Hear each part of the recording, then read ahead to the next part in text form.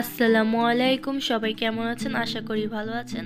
আমাদের এই নতুন চ্যানেলে সবাইকে স্বাগতম। যেহেতু এটা আমাদের নতুন চ্যানেল, তাই ভাবলাম আপনাদের জন্য মিষ্টি কিছু রেসিপি দিই।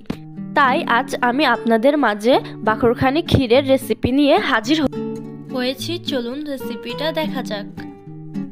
এখানে আমি নিয়েছি আধা কেজি পরিমাণের বাকরখানি, 1 কাপ পরিমাণের চিনি, 1 কাপ পরিমাণের নারিকেলের কোরানো, আর গরম মশলা, 1 চিমটি লবণ আর দুধ।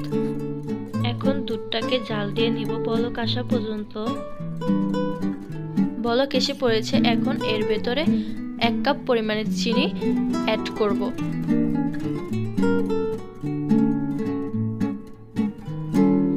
এর ভেতরে আমি গরম মশলা অ্যাড করে দিয়েছি। আবারও 1 কাপ পরিমাণের চিনি দিয়ে দিচ্ছি প্রয়োজন মতো।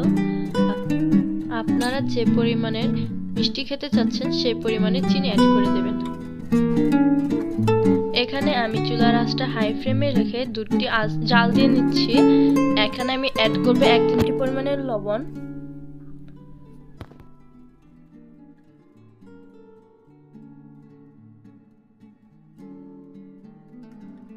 দুধটিকে আরো কিছুক্ষণ জাল দিয়ে নেব। এরপর এর ভিতরে নারকেল কোরানোটি দিয়ে দিব। দেওয়ার পরে আমরা কিছুক্ষণ নেড়ে নেব।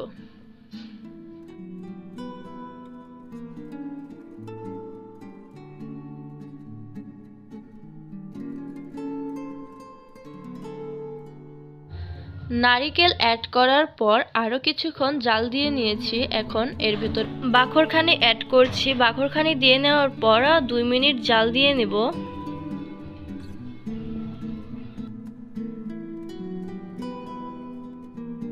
বাকরখানির ক্ষীরটা রেডি হয়ে গেছে। এখন এটাকে নামিয়ে গরম গরম পরিবেশন করব। এটা ঠান্ডা অবস্থায় খেতে আরো বেশি মজা লাগে।